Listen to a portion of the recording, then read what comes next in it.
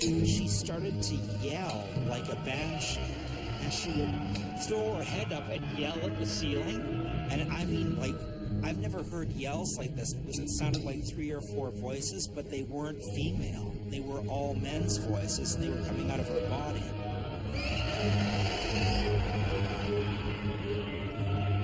And you could see it physically break off from his shoulders and it sort of floated into the bedroom.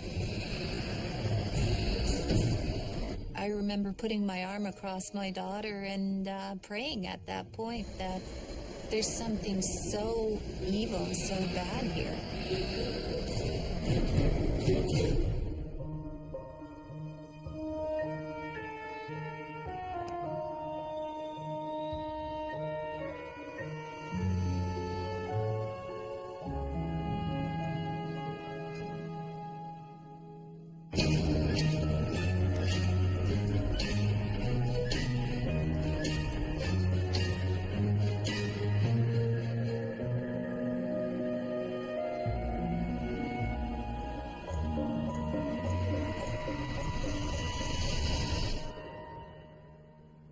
Had a manager that had moved from Vancouver to Toronto, and she was looking for apartments. She asked me to come along with her so that she could, feel a little more safe. As she was talking to the apartment manager, I had noticed that next to the apartment building was a large mansion. And my curiosity got me, and I said, give us the tour. She gave us the tour, and she had alluded to the fact that this place had a rather nefarious history, but she wouldn't go into any detail with me at the time. After seeing the place, I fell in love with it, and I moved in 2001. A big, empty, old mansion. The prime ingredient in a recipe for a horror movie. We all know what happens next. Somebody moves in, and all hell breaks loose. But what if the usual ghostly activity isn't enough to scare off the newcomers? What if the ghost is driven to possess the body of the living to protect its home? Welcome to Ghostly Encounters. I'm Lawrence Chow. Today we'll meet Scott and Lise, and we'll hear their chilling tales of ghostly possession. When Scott McKellen moves into a mansion in Toronto, he thinks he's found the perfect home. And it is, as long as he doesn't mind living without a female partner.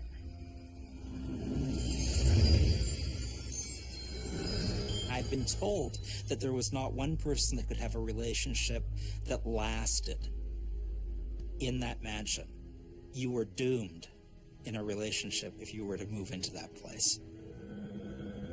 When I had guests come over and they stayed a couple days and they'd never been there before, they wouldn't sleep properly, and some wouldn't sleep at all. And I asked them why in the morning. And they had told me that they felt like they were being watched. And they felt that it wasn't somebody watching them kindly, but more of in a malicious way, like willing them to go away. And this happened to 3 of my friends that had come and stayed over the period of 8 years at the house, just on visits. And they were just friends, not even girlfriends. And they had felt so uneasy that they couldn't stay for more than 2 or 3 days. There was a groundskeeper in the 30s and 40s that used to actually basically run the outside area of the house, making sure that everything was being done properly and all that. From people that were alive, that knew the guy when he was alive, said that he was a very sour man and that he had never married.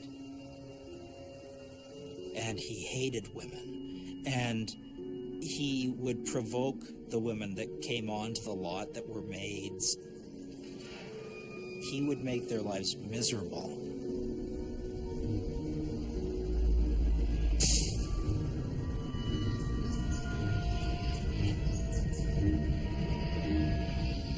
When he died, I think that this guy because the position that he held felt that that was his house. And so he stayed when he died.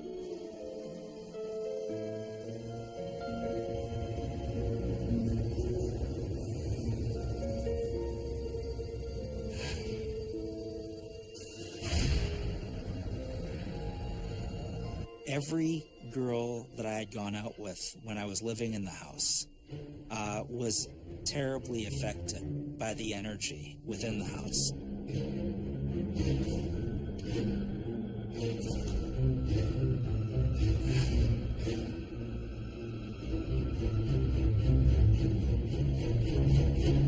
Two years ago, I had a girlfriend who had come here all the way from Europe.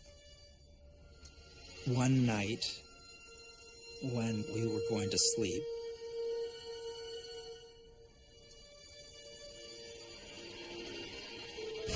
I was woken up at around 3 in the morning to my bed shaking.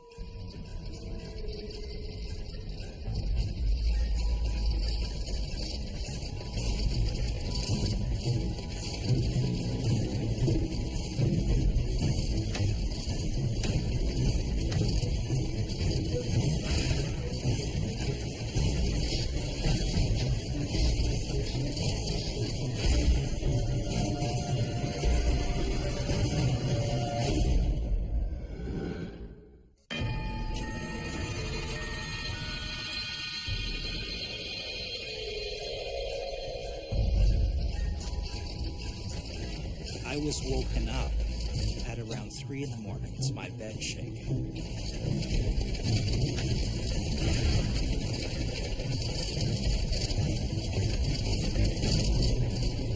I tried to wake her and sit her up properly. She started to bang her back against the bed. She had stood up at one point, like in this convulsive state, and had left the bed. And she was now going really fast in circles like a whirling dervish. And I couldn't stop her because she was moving so fast. I was beside myself. I had no idea how to handle this. And she stopped, and she started to yell like a banshee. And she would throw her head up and yell at the ceiling. And I mean, like, I've never heard yells like this because it sounded like 3 or 4 voices, but they weren't female. They were all men's voices, and they were coming out of her body. And she was still convulsing while she was yelling. And her head went back, and the back of her head touched the back of her ankles.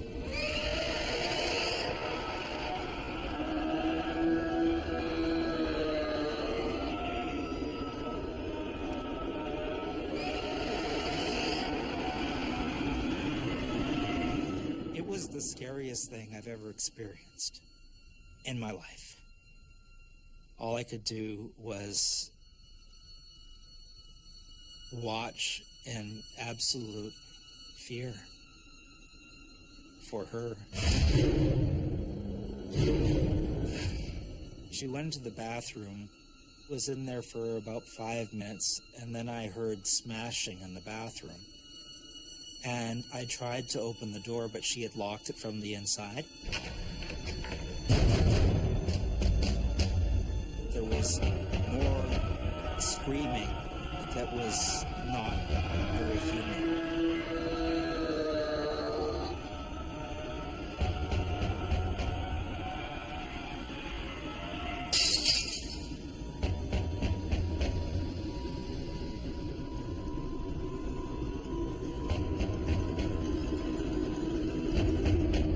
And then there was silence.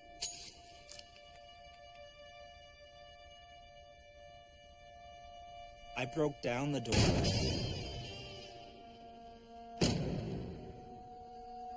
She had cut her arm enough to cause some pretty major bleeding.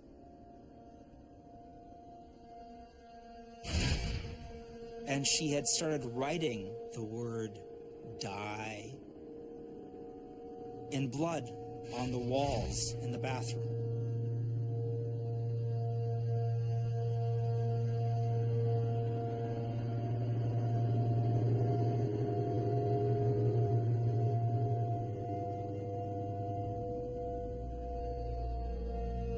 I held her for a while until, I felt that she was calm enough. I think that because of her sensitivity and the fact that she was so open to energy around her, because she was constantly affected by everybody's energy, I think that she let whatever it was in, thinking that it was not going to harm her, and it took advantage of that. She went back to Scotland because there was nothing we could do to maintain anything real and happy within that household.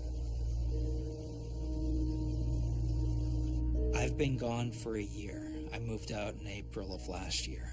In the past year, not one person has moved into that place. And I don't believe that that place is going to have any tenants for years to come.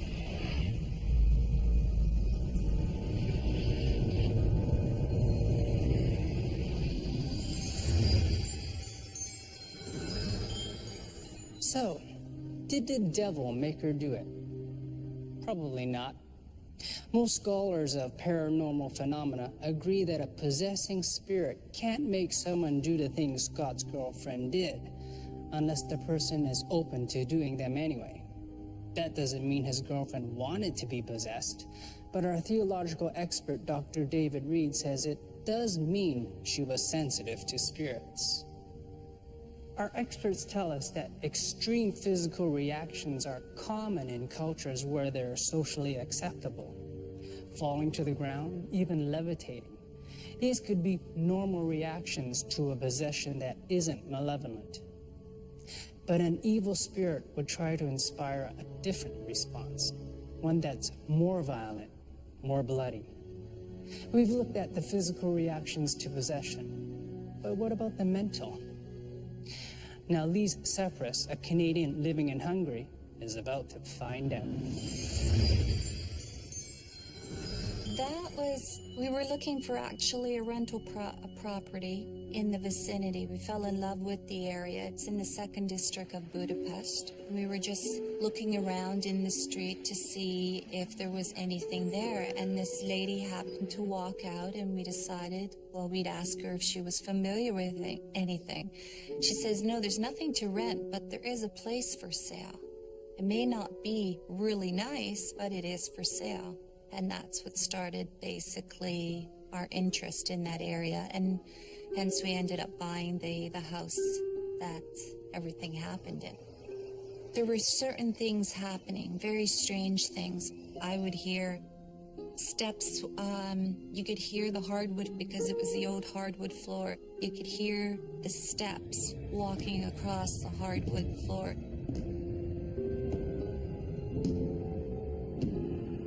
I did feel the fact that it felt weird. There was something like I was being watched all the time, but I couldn't figure out where it was coming from. And you sort of shrug it off and you don't want to believe in it. You could feel eyes bearing down on you. It didn't matter where you were in the room. You could feel that essence.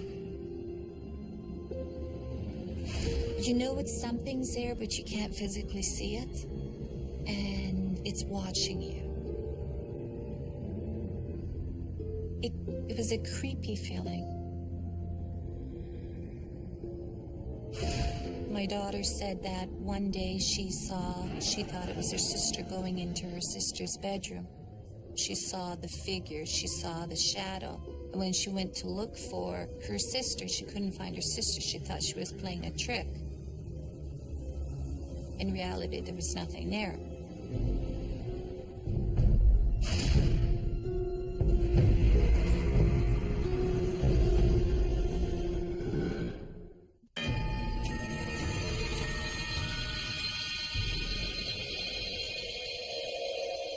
We were going through very difficult times on the upstairs. I was going through a divorce, and I remember that my husband had come home at one particular time, and I was in my daughter's bedroom, and we were just either getting her ready for bed or something like that.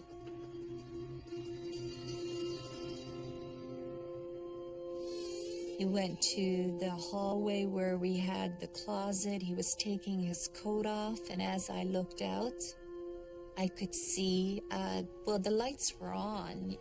You could see this, it was like a smoky, you could see through it, I could see past it, but you could still see it. It was almost like just plopped on his shoulders, and you could see it physically break off from his shoulders and then I hate to use the word float, but that's what it did. It sort of floated into the bedroom.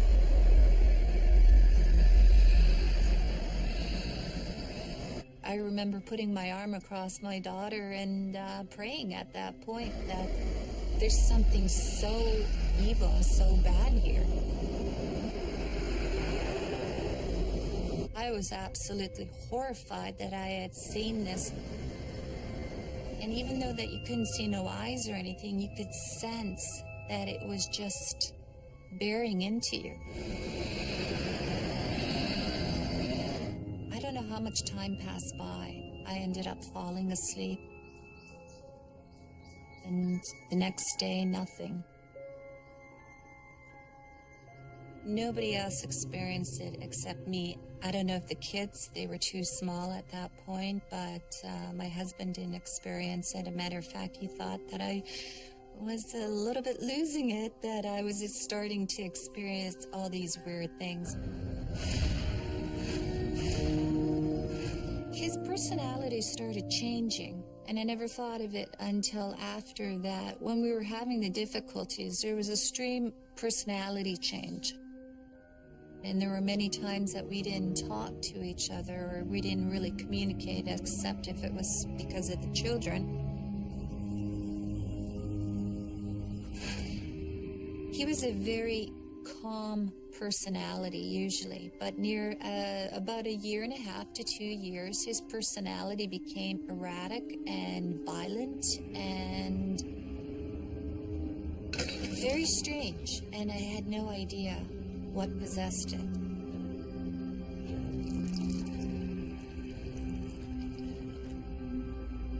I remember when he stared back at me, and it was the most evil look.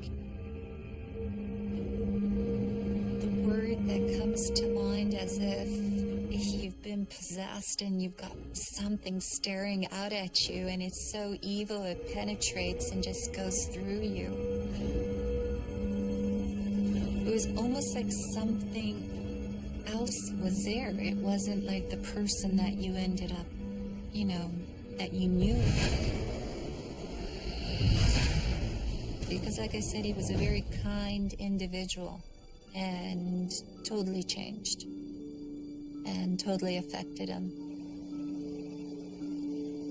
When I started looking into the house, as I said, I always felt there was something hidden about the house. I just thought it was very strange because when I looked at the original plans of the house, it had this huge room underneath the kitchen. Like you could see the original plans. By the time we got it, there was only a small section of that room. So the section that existed really, it was only like maybe a couple feet. But the one on the original plans was about, I would say probably about 6 feet, 8 feet. And I had this feeling that there was something under there. Budapest was, during the Second World War, its Jewish population was very huge. And basically we all know what happened during that time period. There was a lot of secret rooms that were created in order to protect, hide, etc. My belief was that if this was a person that had owned this, that was of Jewish origins, he may have created. I always believed that I could sense there was something there. There was almost something prompting me that I had to try to get in there. They even had the workers, when they were working down there, try to get into the brick and see if there's something behind it. But as they tried to get through, the cement part, it was a solid wall. To this day, I still feel that there's an entranceway somewhere that we couldn't access and that you can get in there, and there's something there. And whatever's there, I've always had the idea that because of who owned the house, that maybe it was a secret room and maybe someone was trapped in there, who knows? And maybe that's why the things were happening, but something definitely is, it's got to be connected to that. But I never found anything. So if it exists, it's still hidden. As I said, my husband would not believe in this. He still doesn't believe it, even though that I've heard recently that still things are, he still lives in the house and things happen, and he's not thinking anything of it. The last time I saw him, which was about 2 years ago, he'd become very old. All of a sudden, it's almost like he had aged overnight, and like he had turned all white, and he's sort of like hunched back, and the face shows he aged, and I'm going, that's very unusual. You think it's a hard life in that, but when you start thinking, it's almost like, is it possible that there is something that sort of takes over you?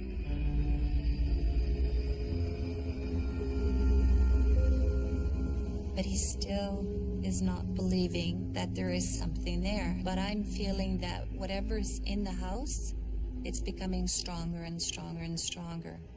And it seems like it gets rid of people, like it doesn't want anyone to stay in the house.